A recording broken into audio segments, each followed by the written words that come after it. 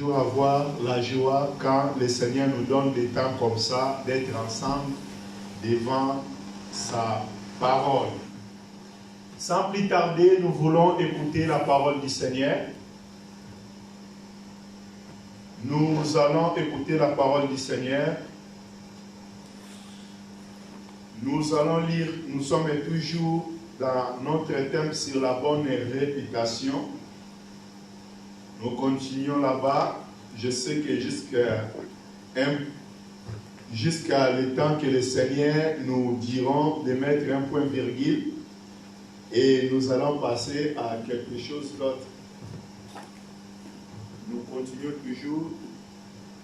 Et nous savons que nous sommes dans le livre d'Hébreux. Dans le livre d'Hébreux, chapitre 5, verset 11 jusqu'à 14. Et après, on va prendre chapitre 6, des premiers jusqu'à 3e verset. Mais nous sommes pas encore dans chapitre 6. Nous sommes toujours dans le chapitre 5. Parce qu'il y a des choses qui sont très importantes que nous sommes en train d'expliquer. Si vous regardez bien dans le verset 14, Hébreux chapitre 5, verset 14, et la Bible dit,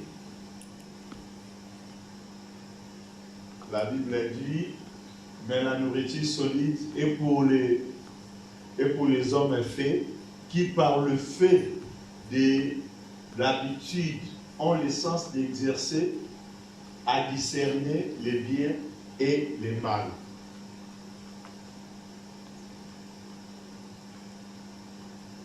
Une autre version, la Bible dit, mais la nourriture solide est pour les hommes faits, pour ces dons, le jugement est exercé. Le jugement est exercé par l'usage à discerner ce qui est bien et ce qui est mal. Chez moi ici, dans ces Scofield, la Bible dit que mais la nourriture solide est pour les hommes faits, pour ceux dont le jugement est exercé par l'usage à discerner ce qui est bon et ce qui est mal. Que le Seigneur ajoute l'explication à la lecture de sa parole. Amen. Nous sommes toujours sur la bonne réputation. Sur la bonne réputation, on a parlé qu'on va expliquer la parole de Dieu, qui est l'agneau de Dieu. La parole de Dieu qui est l'agneau de Dieu, à 4 pattes. Sur ces 4 pattes de l'agneau, nous sommes en train d'expliquer la doctrine, la connaissance, la révélation et la prophétie. Et par la doctrine que nous sommes en train d'expliquer, c'est pour cela que nous sommes toujours dans ce thème-là, ou sous-thème-là, qui est la sainte doctrine. On a expliqué, quand on parle de la sainte doctrine, pourquoi il est sainte doctrine? Parce que c'est une doctrine qui vient de Dieu. Quelque chose qui vient de Dieu, Dieu il est saint. Il est saint et il est saint aussi. Saint, c'est-à-dire Dieu il est bien. Les choses qui sont de Dieu sont des choses bien. Quand on parle de la scène c'est quelque chose qui est bien. On parle de la doctrine qui est bien. Or la doctrine qui est bien là, c'est la doctrine qui vient de Dieu. Or à part la sainte doctrine, on a parlé aussi, il y a la doctrine des démons, il y a la doctrine aussi des hommes. Mais la doctrine des hommes, ça ne nous intéresse pas. Mais nous sommes censés de connaître aussi la doctrine des hommes. Nous sommes censés de connaître aussi la doctrine des démons. Parce que si nous allons ignorer la doctrine des démons, les démons, ils vont opérer parmi nous. Et nous, on n'aura pas la connaissance de discerner d'où vient cette doctrine, ou d'où vient cet enseignement.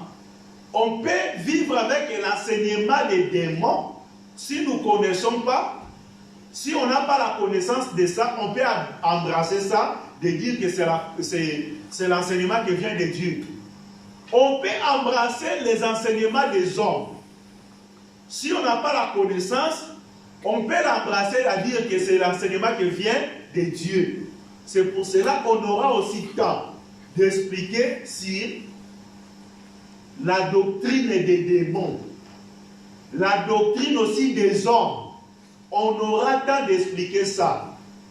Mais ce qui est important d'abord pour nous, parce que nous sommes en train de mettre la fondation. La fondation de l'Église est basée sur la saine doctrine. La doctrine de Dieu. C'est ça la soubassement de l'Église. Une Église qui n'a pas la doctrine, qui n'a pas la saine doctrine, les hommes peuvent acclamer.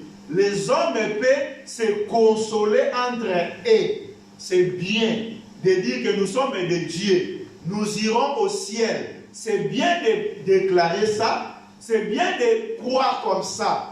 Mais la seule chose qui va nous aider pour aller au ciel, c'est la saine doctrine. Pourquoi? Parce que la saine doctrine sont des règles que Dieu a établies. La saine doctrine sont des règles que Dieu a établies. Il a dit que votre cœur ne se trouble point. Croyez en Dieu et croyez en moi. Amen. Dans la maison de mon Père, il y a plusieurs demeures.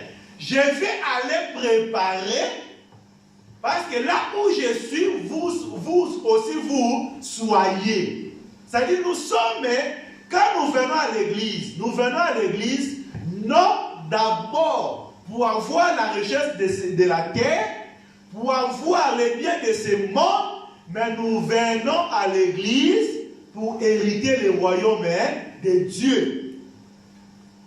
Or, ce royaume de Dieu, pour entrer, Dieu a mis des règles. La première des choses, croire au Seigneur Jésus comme le Seigneur est sauveur. Donc, quelqu'un qui ne croit pas en Jésus, parce qu'il y a aujourd'hui beaucoup qui ont encore doute. Quand on dit croire à Jésus, c'est croire aux œuvres que Jésus a fait. Jésus a laissé son trône. Il a pris un corps. Il a accepté de subir la conséquence que toi et moi, nous devions subir. Ok? La Bible nous dit, le châtiment qui nous donne la paix est tombé sur lui. Dans son corps, il a pris toutes nos condamnations. C'est-à-dire la première des choses, quelqu'un qui vient au Seigneur, il va croire d'abord à cette œuvre-là. L'œuvre que Jésus a fait pour lui. L'œuvre que Jésus a fait pour nous. Et cette œuvre-là qui va nous permettre,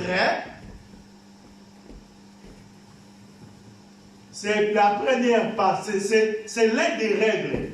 Mais aujourd'hui, il y a des gens qui sont arrêtés là-bas. Ils ont dit, bon, croire au Seigneur Jésus, c'est fini. C'est ça la vie éternelle. La vie éternelle, c'est croire à Jésus. On a dit, oui, car Dieu a tant aimé le monde qu'il a donné son Fils unique, afin que quiconque croit à lui ne périsse pas, mais ait la vie éternelle. Oui, c'est bien. Mais c'est le commencement des choses. C'est la première pas que tu fais. Tu ne peux pas t'arrêter là-bas. Il y a encore d'autres choses que tu dois connaître. Ok? C'est pour cela, bien aimé Paul, et dans le livre de Hébreux, là où nous sommes, vers chapitre 5, verset 11, il a dit que nous avons beaucoup à dire. On a beaucoup de choses à expliquer. On a beaucoup de choses à dire là-dessus, des choses difficiles. Vous voyez? Des choses difficiles là sont des règles que Dieu a établies. On ne peut pas ignorer ça, mes frères. On ne peut pas ignorer ça, mes frères, mes sœurs. Pour marcher avec Dieu, Dieu a établi des règles que nous devions suivre.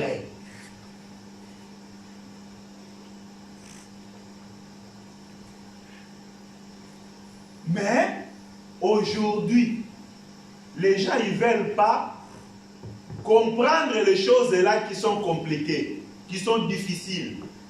Pourquoi? Parce que tout le monde veut rester des bébés, il ne veut pas croître.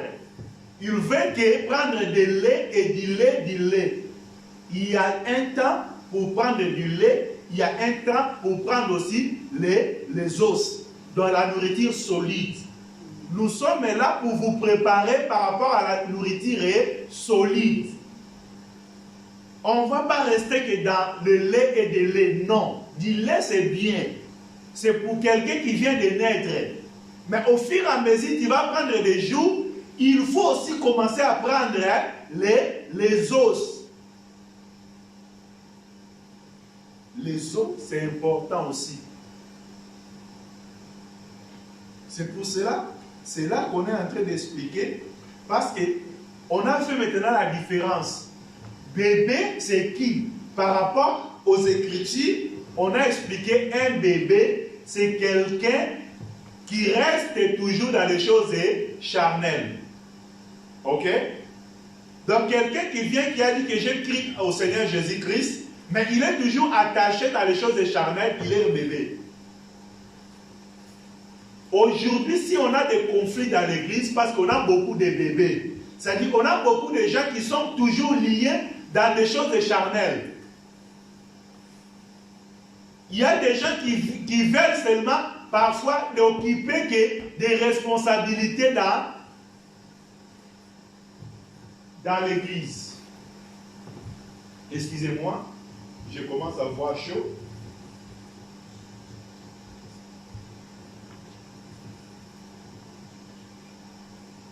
C'est important. Si aujourd'hui on a beaucoup de problèmes dans nos églises, si on a beaucoup de problèmes, parce qu'on a beaucoup de bébés. Parce qu'un bébé, c'est quelqu'un qui n'a pas le discernement de discerner ce qui est bien et ce qui est mal. Un bébé, il prend tout. Il n'a pas la distinction. Mais nous ne sommes pas à rester là-bas d'être toujours des bébés. Nous devions avoir maintenant le jugement de discerner ce qui est bien et ce qui est mal. Et quelqu'un qui a maintenant le discernement là, de discerner ce qui est bien et ce qui est mal, c'est lui-là qui est devenu grand. Donc c'est-à-dire c'est quelqu'un qui a maintenant, qui ne marche plus selon les sentiments charnels, selon les désirs charnels, mais c'est quelqu'un qui consulte maintenant l'esprit, qui marche selon l'esprit. Quel esprit? L'esprit de Dieu. Ok?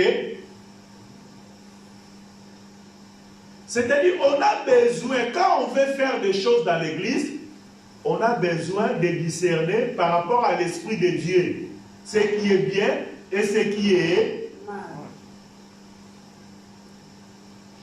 Nous sommes toujours là, sur la sainte doctrine. Notre bien-aimé Paul, il nous a dit, veillez sur toi et veillez sur ton enseignement. Veillez sur toi et sur ton enseignement. Quel est l'enseignement? On a dit c'est la sainte doctrine. Veillez sur toi et veillez sur la sainte doctrine. Quelle est la sainte doctrine? C'est l'enseignement que Dieu nous a donné, qui sont des règles qui vont nous aider pour retourner à l'éternité. Si nous croyons, nous marchons avec Dieu, n'oubliez pas le livre de Matthieu chapitre 7, Jésus a dit ce jour-là, plusieurs diront, Seigneur, Seigneur, on a fait des miracles à ton nom, on a prêché à ton nom, mais il dira que retirez-vous de moi, je ne vous ai jamais connu. Donc quand nous servons le Seigneur, quand nous venons devant Dieu, ces choses doivent rester dans notre vie. Gracias, va dans le bureau. Va dedans dans le bureau.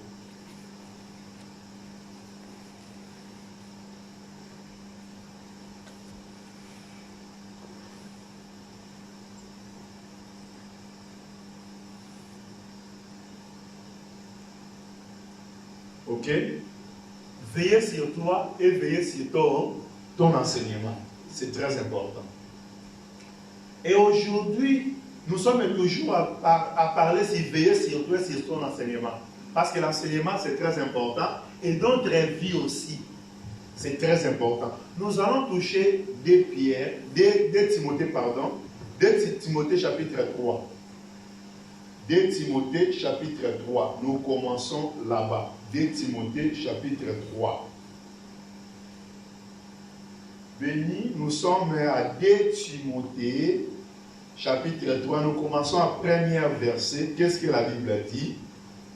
Sache que dans les derniers jours, il y aura des temps difficiles.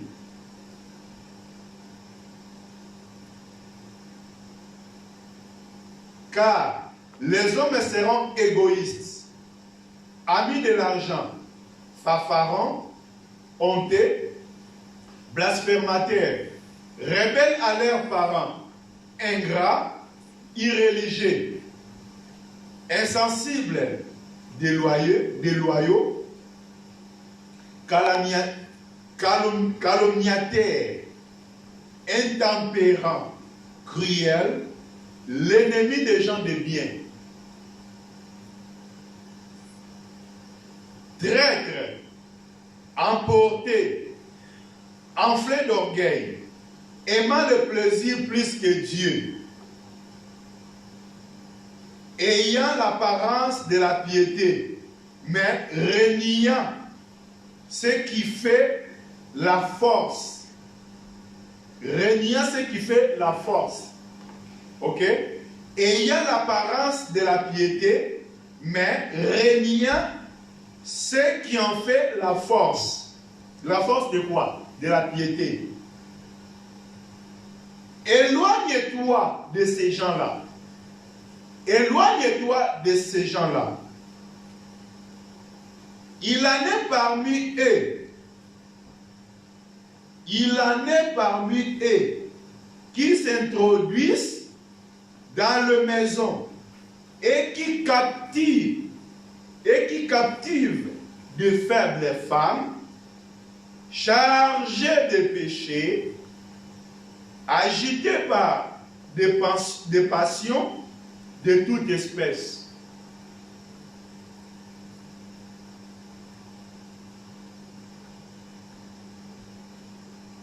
Apprenant toujours à ne pouvant jamais arriver à la connaissance de la vérité. Apprenant toujours. Vous voyez? Apprenant toujours. Et ne pouvait jamais. Il n'arrivera jamais. Et ne pouvait jamais arriver à la connaissance de la vérité. C'est-à-dire qu'il y a des gens qui seront toujours des bissimbi, qui ne grandiront jamais.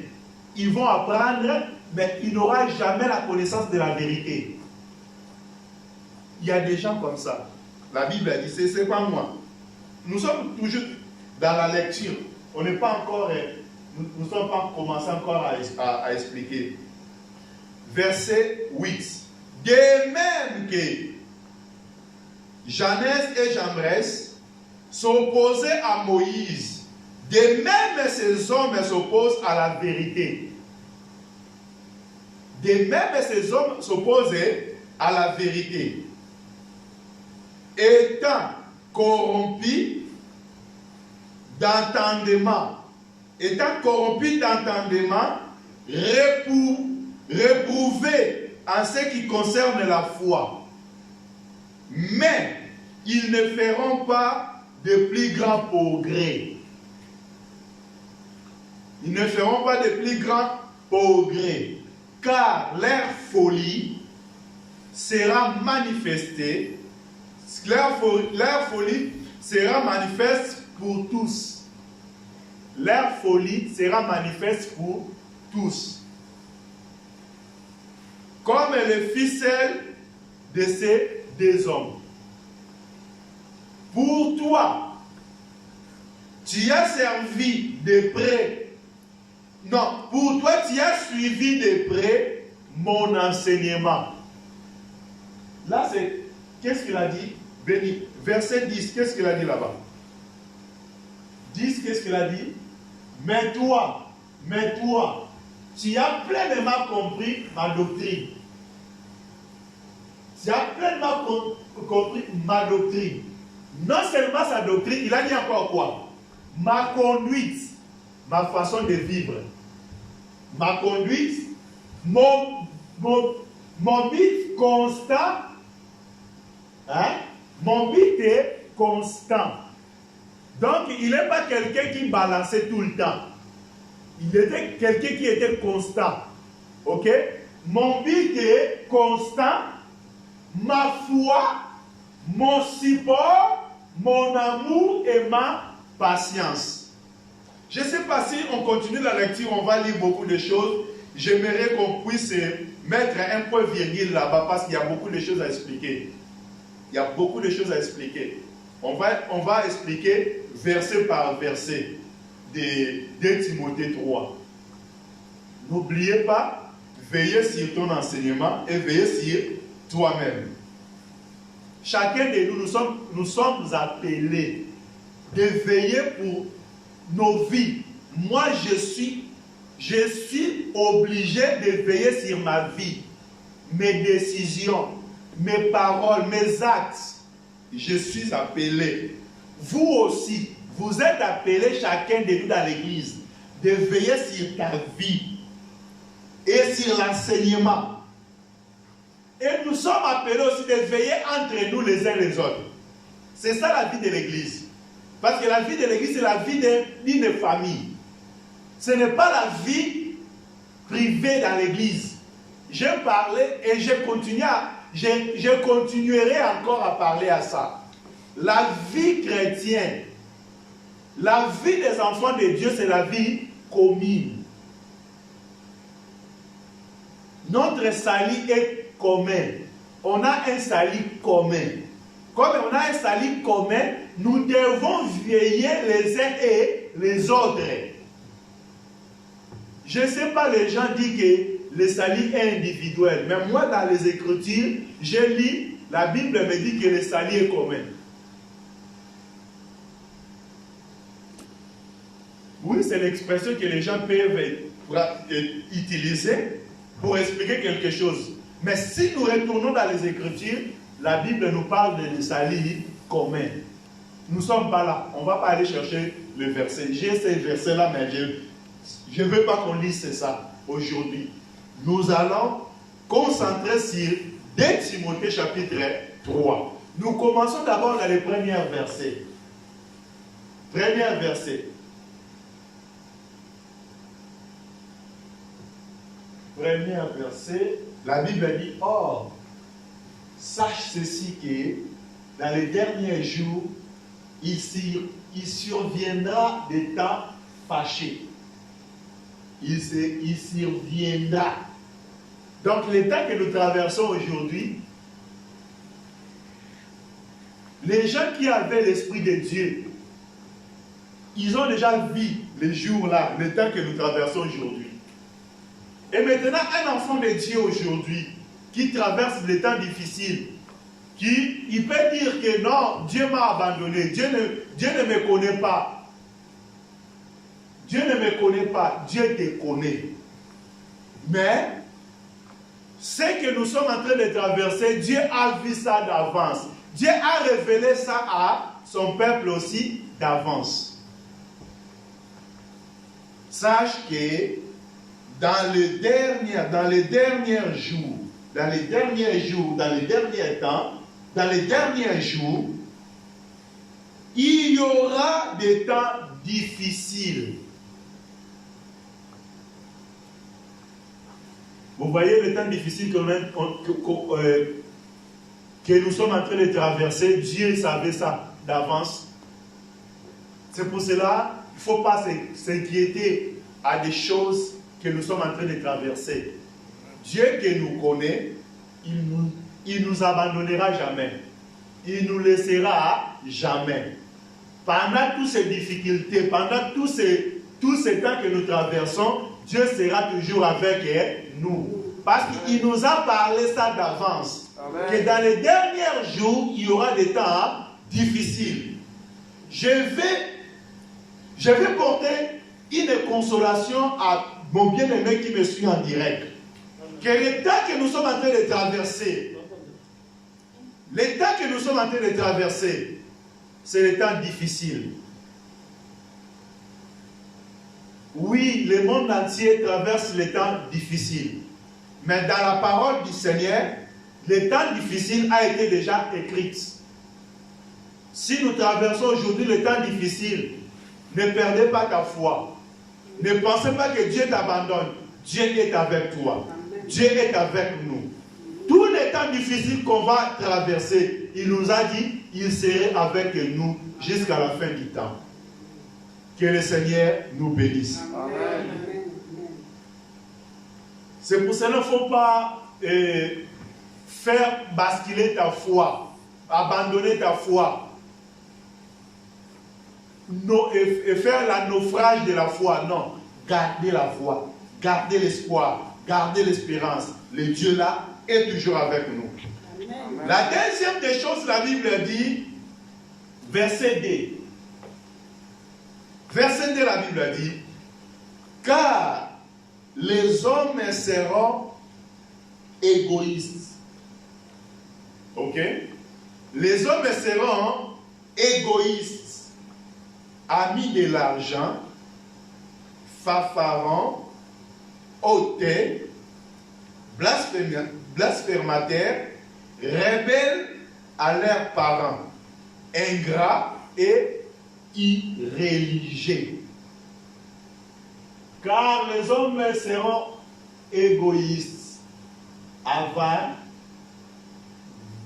bavards, hautais, outragés, désobéissants à leurs parents, ingrats, sans pitié. Hein? Oui. Ok.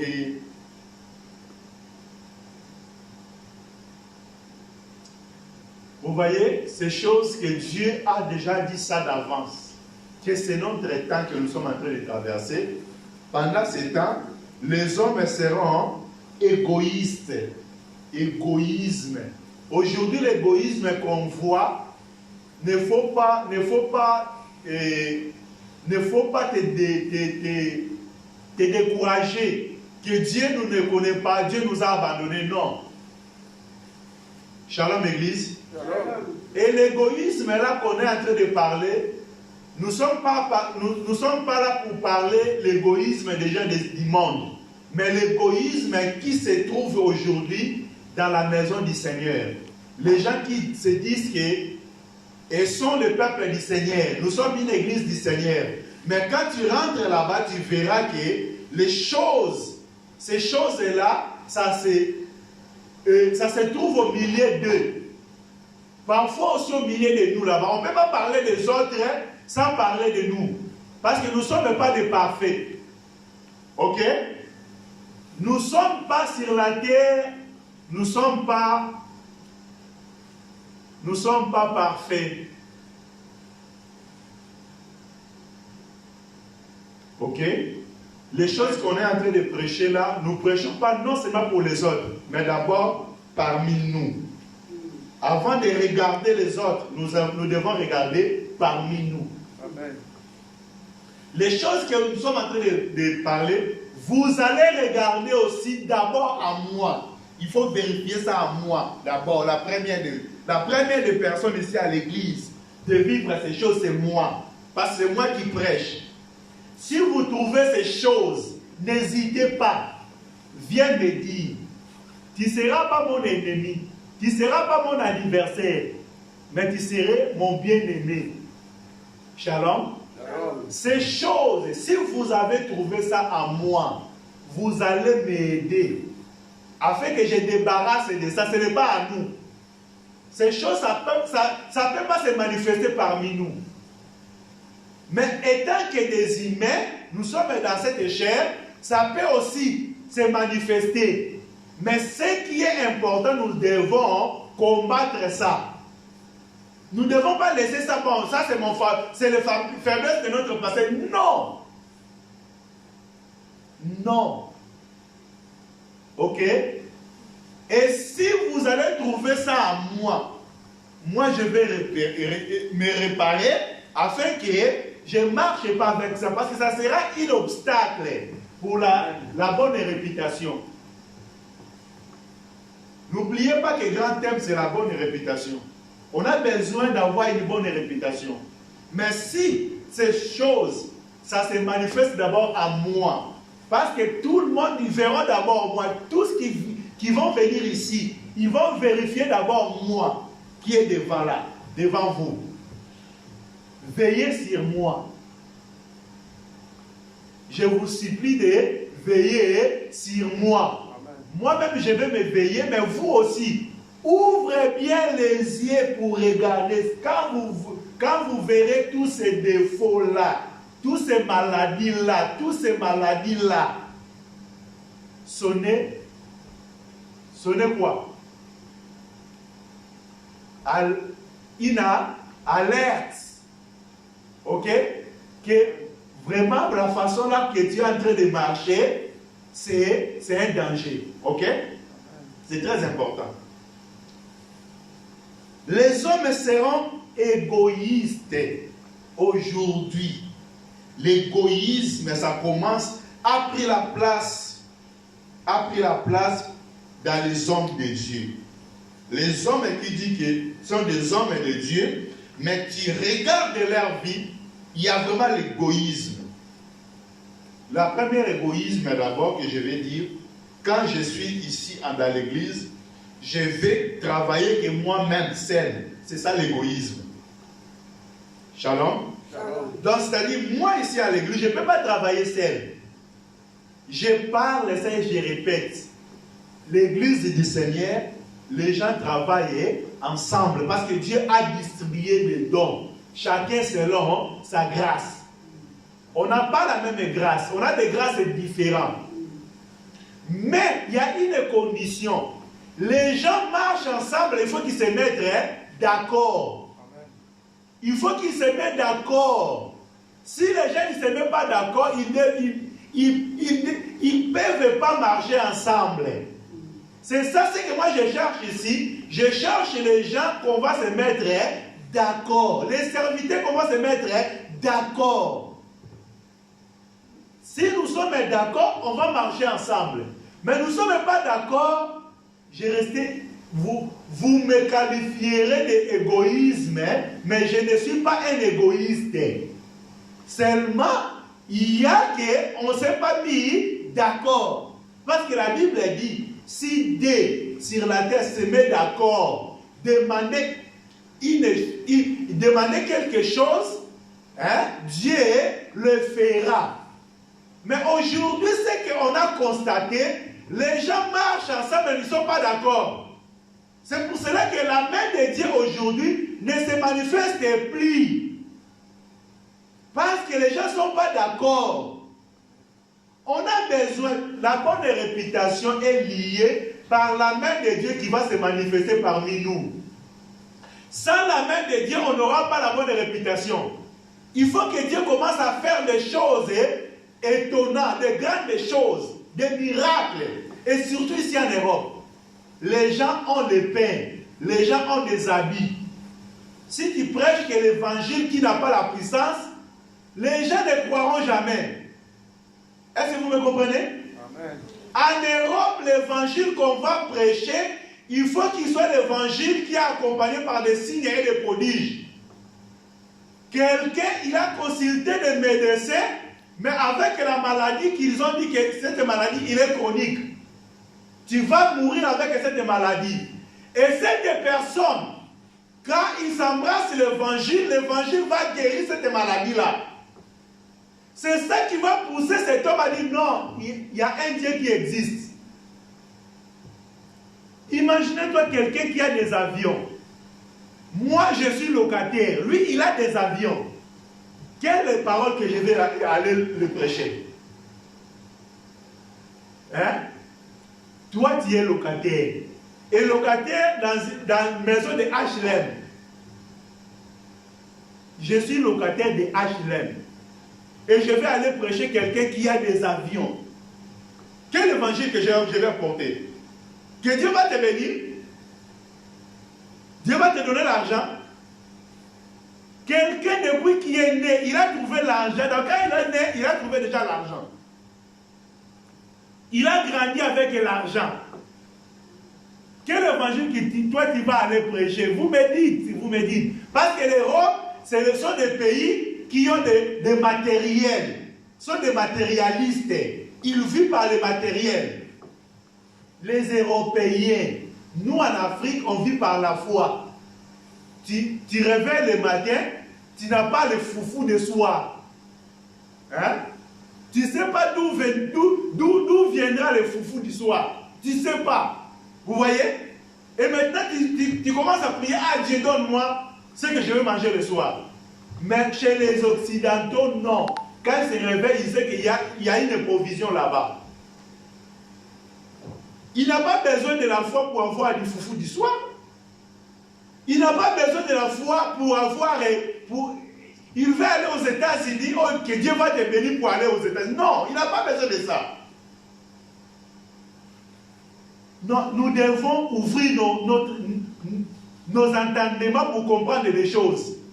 Nous serons des petites églises comme ça si nous restons avec la conception qu'on a. Qu'on va prêcher, que le Seigneur va te bénir. Non.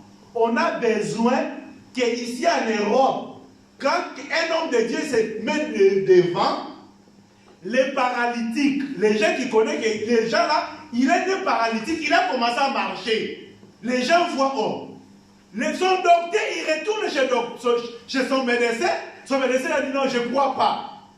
Et le médecin, il va présenter toutes les attestations qu'il a confirmé son infirmité. Vous voyez, les choses qu'on a besoin, c'est ça. Mais ces choses ne se manifesteront jamais quand il y a deux personnes qui marchent et sont divisées. Jamais. Vous passerez le temps de jeûne et de prière. Vous ne verrez jamais la main de Dieu. Et maintenant, toi, tu te mets avec les gens. Bon, comme j'ai besoin de beaucoup de personnes, venez. Chacun vient avec sa pensée. L'autre là, il vient avec sa pensée et vous marchez. Bon, on va marcher seulement. C'est l'œuvre de Dieu. Quelle œuvre de Dieu que vous êtes en train de faire? De se consoler? Quand nous sommes dimanche comme ça, nous sommes là pour se consoler. Non, ça ce sont des musiques. Des réunions de musique. La réunion de Dieu, c'est différent de ce que nous faisons chaque dimanche. La Bible dit à l'église primitive, Dieu a ajouté les âmes. Jusque-là, je n'ai pas encore commencé à prêcher, faire l'évangélisation. Prêcher sur l'évangélisation. Pourquoi? Parce qu'il y a encore des renards dans le champ. Quand il y a des renards, tu sèmes aujourd'hui, demain les renards ils rentrent, ils ravagent. Tu sèmes les renards, ils rentrent, ils ravagent. J'ai la première opération de faire, d'identifier tous les renards. Est-ce que vous me comprenez? Le travail que je suis en train de faire, je suis là pour analyser quels sont les renards qui s'introduisent dans les champs. Les gens que je parle ici à Saint-Nazaire, ici à Assemblée des Saints, il y a des renards qui peuvent venir. Si toi tu vois que non, il est un homme de Dieu, il est quelqu'un de bien, mais son cœur, il est un renard. Il vient pour rien que pour détruire l'œuvre.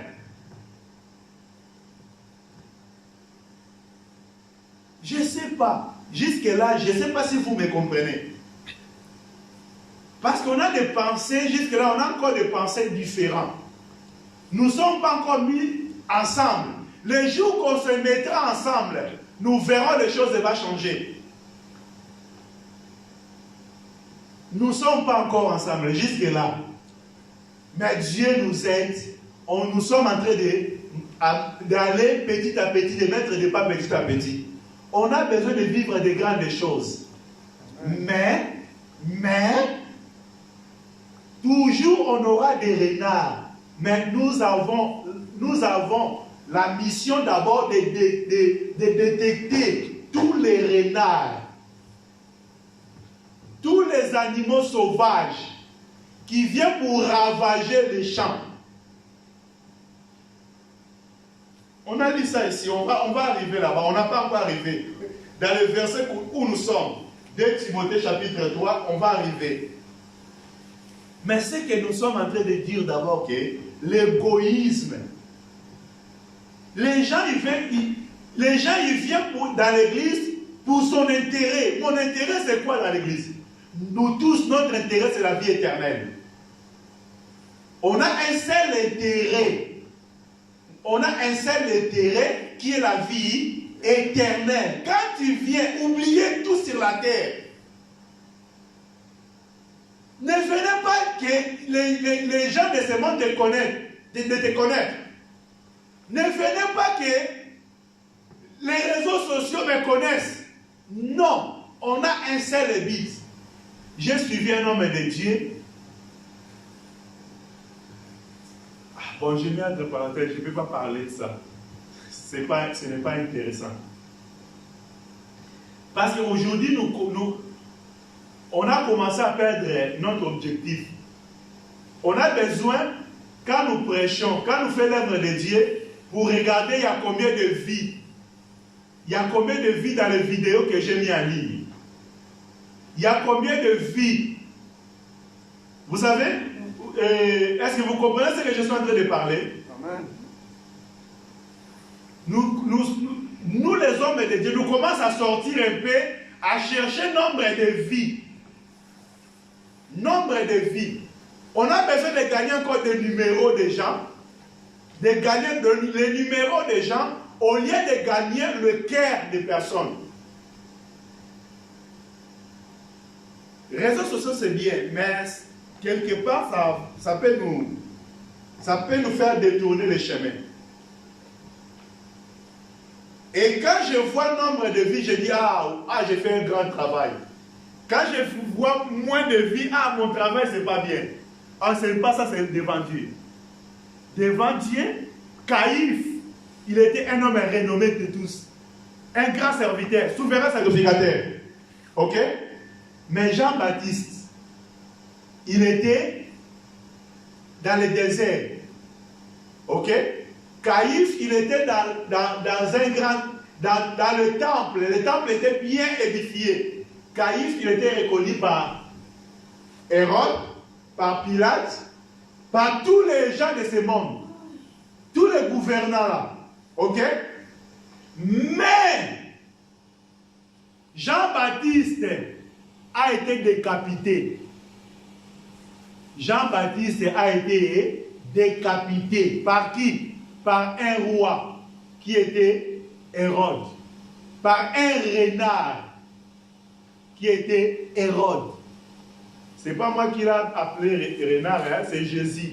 Il a dit, va dire à ces renards, j'ai aujourd'hui, demain et après-demain. Ok? Amen. Jean-Baptiste a été décapité. Vous savez que l'œuvre du Seigneur que nous faisons, c'est un travail de risque. Amen. Les gens ne voient pas ces choses. Ils ne voient pas les risques que nous portons. notre vie, nous sommes exposés à des risques graves. Je parle ça à mes enfants, je parle ça à mon épouse. L'œuvre que j'ai acceptée, c'est la mort. L'œuvre que j'ai acceptée à prêcher la bonne nouvelle, c'est accepter la mort. Je peux mourir aujourd'hui, demain, après-demain. Je suis encore plus exposé. Ma vie est exposée. Mais ça ne me dérange pas. Si aujourd'hui je meurs, je sais que je servais le Seigneur. J'ai besoin encore de vivre avec ma famille parce qu'il faut que j'aide encore mes enfants, sont encore petits. Mais si Dieu me prend, il me prend. C'est sa volonté. C'est celui qui veut. Hier, on était ensemble, on parlait. Il y a bien aimé qui parlait que nous sommes des passagers. On peut. Oui, je suis préparé. L'œuvre que j'ai acceptée, Jésus a dit, celui qui veut me suivre, il va charger sa croix. Charger sa croix, c'est quoi? Accepter la mort. Si tu n'acceptes pas la mort, tu ne vas pas servir le Seigneur. Si tu n'acceptes pas la mort, abandonnez l'œuvre du Seigneur. Parce que l'œuvre du Seigneur, c'est la vie et la mort. Tous les hommes qui ont prêché la bonne nouvelle, les apôtres de Jésus, presque, je peux dire pas tous, mais presque, ils ont été assassinés. Je ne souhaite pas que je sois assassiné. Mais je vais dire ce qui est vrai. La parole que nous prêchons, nous sommes devenus l'ennemi de tous. Ma vie, je suis devenu un ennemi pour tout le monde. Ceux qui rentrent ici et ceux qui ne rentrent pas ici. Parfois, ça peut être aussi je peux devenir aussi l'ennemi de ta vie quand je parle des choses que tu n'es pas content de ça.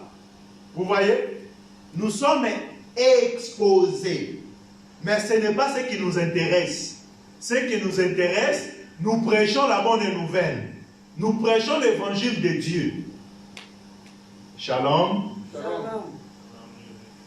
Je suis allé là-bas pour dire que nous commençons à sortir un peu dans la lignée de Dieu, dans les règles. On a besoin que pour être reconnu un grand homme de Dieu, il faut avoir beaucoup de vie. Il faut avoir beaucoup de numéros, beaucoup d'appels, beaucoup d'appels. Là, ah oui, je suis un homme de Dieu. Non, Jean-Baptiste il était plus grand que Caïphe.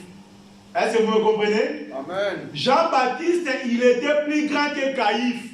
Mais Jean-Baptiste, il était dans le désert, il mangeait les sauterelles et le miel. On peut donner l'explication des sauterelles et du miel, c'est bien. Il portait les habits des animaux. Vous voyez? Quand on parle de l'habit, on a expliqué que l'habit, ça a commencé depuis le jardin de dès qu'Allah a péché, Dieu a donné les habits. Les habits, ça continue jusqu'à l'éternité. Ça veut dire que les naturistes, ils ont raison. Ce n'est pas le cas. Nous sommes pas là. Shalom, Église. Shalom. Pour dire seulement que Jean-Baptiste, il avait la vie d'humilité, la vie de bassesse, de bas. Ok? La vie qui n'attirait pas. Mais ce qui attirait à Jean-Baptiste, c'est la parole qui annonçait. C'est ça ce qui nous intéresse aussi aujourd'hui. On a besoin de rester seulement fidèle à la parole du Seigneur. On n'a pas besoin d'avoir les éclats. Que les gens applaudissent, les gens donnent les éloges. Non. Ce qu'on attend, ce qu'on a besoin, qu'on reste dans la volonté du Seigneur par sa parole. Que le Seigneur nous bénisse. Amen. Beaucoup de choses à parler jusque-là. Nous sommes toujours à parler sur l'orgueil et l'égoïsme, pardon. L'égoïsme. Aujourd'hui, vous pouvez visiter les hommes de Dieu. Le pasteur qui est responsable dans une église, il a la vie différente de tous les autres. Est-ce que vous comprenez ce que je suis en train de dire? Amen. Si moi je suis conducteur ici, j'ai d'autres pasteurs qui partagent la vie avec moi. Vous verrez que ma vie est plus différente que les autres. Je ne sais pas si ce que je suis en train d'expliquer, vous comprenez. Amen. Nous venons de nos pays, on a vu les pasteurs de l'église, les révérends, avec un 4x4, parfois 3-4-4. Hein? Mais parmi ces collaborateurs, il y a d'autres qui marchent à pied.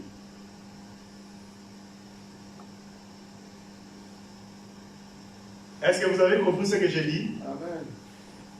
Je ne vais pas aller dans les détails. Il a de ses collaborateurs, ils partagent leur vie ensemble. L'œuvre d'église, l'œuvre de Dieu, ils partagent ensemble. Mais sa vie ne correspond pas avec la vie des collaborateurs. Mais je vous dirai, ce qui a fait la différence dans la vie de Salomon, les jours, la reine de Séba a visité Salomon. La reine de Séba a commencé d'abord à visiter les serviteurs de Salomon. Ok? Il a visité les serviteurs de Salomon. Il a vu leur vie comme il était avant de voir d'abord de Salomon. C'est-à-dire, je voulais dire que Salomon, il n'était pas un égoïste.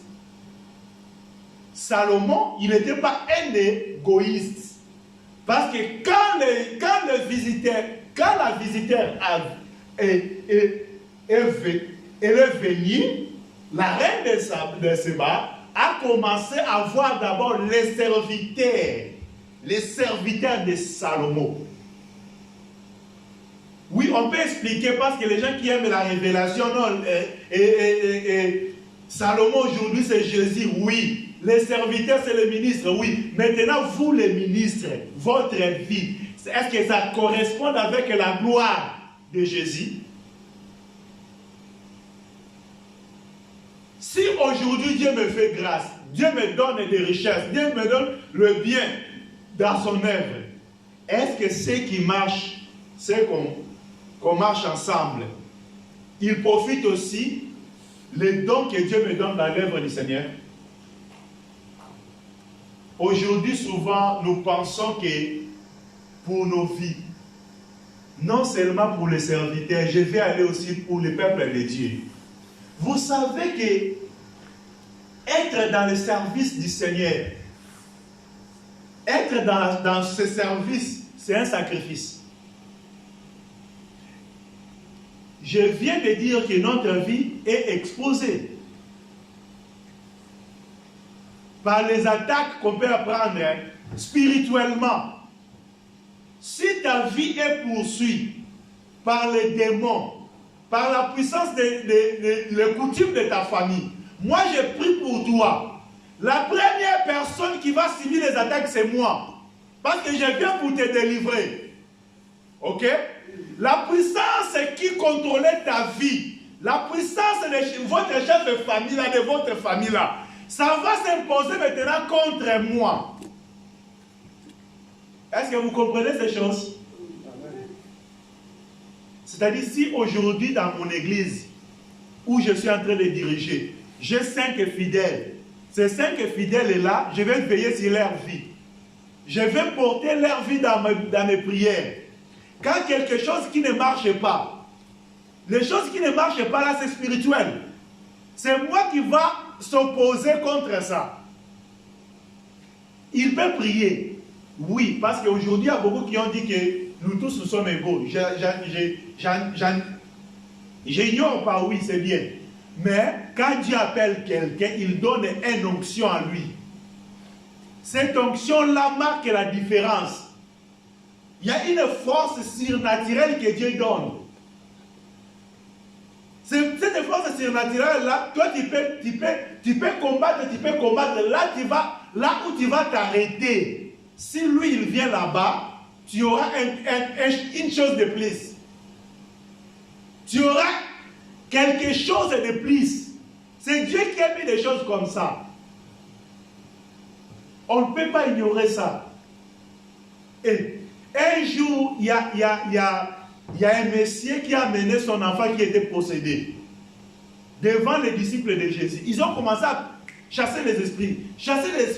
Mais Jésus avait déjà donné la puissance, ok, à ses disciples de chasser les esprits. Mais ce jour-là, l'esprit-là, il ne voulait pas quitter. Jusqu'à ce que quand le Seigneur s'est présenté, il chasse l'esprit et l'esprit quitte. C'est pareil ici à l'église. Là, Jésus représentait un conducteur. Aujourd'hui aussi, il y a un conducteur parmi vous. Dieu donne l'onction qui est différente à ton onction. Tu peux prier 100 jours. Tu peux prier 200 jours. Mais Dieu te donnera, l'onction que Dieu te donnera, avec celui qui te conduit, ce sera toujours plus fort. Toi, tu pries, mais Dieu donne la puissance à lui. Est-ce que vous me comprenez? Amen. Toi, tu peux prier que Dieu donne-moi la force, donne-moi la force, donne-moi la force. Et Dieu a pris ces forces-là que toi tu donnes, il donne à moi. C'est pour cela, là aussi je vais parler aux hommes de Dieu. Aujourd'hui, s'il y a des signes qui se produisent à nous, on ne peut pas frapper la poitrine. C'est moi, c'est moi. Dans nos églises, il y a des fidèles qui prient pour nous et nous ne nous rendons pas compte. Ok? Il y a des choses que Dieu peut faire à moi, c'est toi qui avais prié. Ta prière qui a fait quelque chose que moi je méritais, cette chose-là. C'est pour cela que nous ne devons pas être désorgueillés. Nous ne devons pas frapper de poitrine que nous méritons. Nous ne méritons pas. C'est la grâce du Seigneur. Amen. Je vais retourner à dire que dans l'œuvre du Seigneur aujourd'hui, nous sommes exposés. Nous sommes exposés dans l'œuvre du Seigneur. Mais l'égoïsme du peuple du Seigneur aujourd'hui, l'exemple que je vais donner, nous faisons les contributions pour la salle, mais nous ne pensons pas pour les serviteurs de Dieu. Est-ce que vous pouvez payer la salle sans payer celui qui travaille?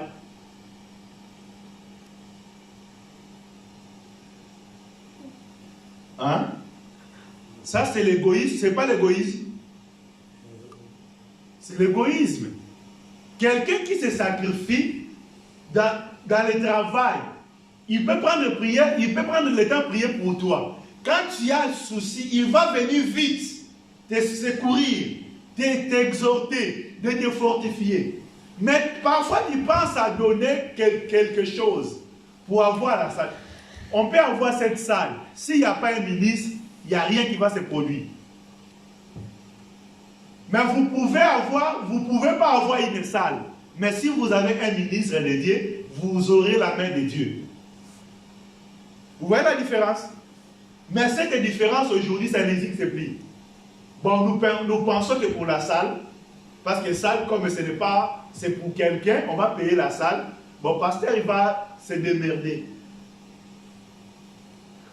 Moi, je m'étonnais le pasteur qui était ici. Il quittait Nantes. Il venait ici pendant 8 ans. Mais il n'y avait pas salaire pour lui. Il n'y avait pas salaire. Quand je suis rentré, la première jour que je suis rentré, j'ai regardé, il n'y a pas un salaire pour l'homme de Dieu. Mais il habite où? Il habite à Nantes. Et non, je vais reculer. Shalom. Il y a trop de choses que j'ai vues quand j'ai rentré, que je ne pouvais pas. J'ai dit, mon frère, et foi toujours, et force, continuer, c'est l'œuvre du Seigneur. Ce qui est arrivé à lui, ça peut arriver aussi à moi. C'est pour cela, dès le début, j'ai mis des choses en place. Il y a salaire pour les serviteurs. Les serviteurs là que je parle, ce n'est pas seulement moi. Demain, on aura d'autres serviteurs. Moi, parfois, je ne vis pas par l'offrande. Je ne dépends pas de l'offrande. Mais il y a des serviteurs qui dépendent de l'offrande. Hein. Il y a des serviteurs qui dépendent de l'offrande. Et moi, maintenant, je me dis, bon, comme moi, je ne dépends pas de l'offrande, je ne vais pas le mettre ça, on restera comme ça. Non. On va mettre des règles comme Dieu a mis des choses. Si moi je ne bénéficierai pas, mais parfois quelqu'un qui viendra demain, quand moi je ne serai pas là, il y a quelqu'un qui sera là, mais il faut qu'il bénéficie ce que moi j'ai mis déjà en place. Ce n'est pas aussi c'est moi qui ai mis ça, c'est les Écritures. Dieu déjà a mis ses règles, ses choses. L'égoïsme. Je suis toujours là, c'est l'égoïsme. L'égoïsme. Un égoïste, c'est celui qui pense que de lui, qui ne pense pas des autres. Nous devons penser pour nous, nous devons penser aussi pour les hommes de Dieu qui sacrifient leur vie pour l'œuvre du Seigneur. Hier, j'ai sorti à la maison 9h et quelques. Je suis retourné 15h10 à la maison. 15h10, 15h30, j'ai quitté la maison. Je suis venu ici à l'église jusqu'à 19h et quelques. J'ai retourné à la maison, presque 19h et quelques. C'est le sacrifice. Bien aimé, c'est très important. Nous devons savoir que si on a besoin que les choses marchent, il faut qu'il y ait aussi les gens qui peuvent se sacrifier. Sans le sacrifice, il n'y a rien qui marchera. Et derrière ce sacrifice, nous devons aussi montrer notre reconnaissance, non notre égoïsme. C'est très important. Je pense que nous allons mettre un point virgule là-bas aujourd'hui parce qu'il y a beaucoup de choses. Vous voyez, on est toujours dans le deuxième verset. Le premier point qu'on a pris, c'est seulement l'égoïste, ça a pris le temps. Mais on a des choses à parler. Ok? Que le Seigneur nous bénisse. Nous allons prier, nous allons incliner nos têtes devant le Seigneur. Nous allons remercier le Seigneur pour la parole qu'il nous a donnée. Priez au nom du Seigneur Jésus-Christ. Seigneur Dieu, merci pour ton amour, merci pour ta grâce.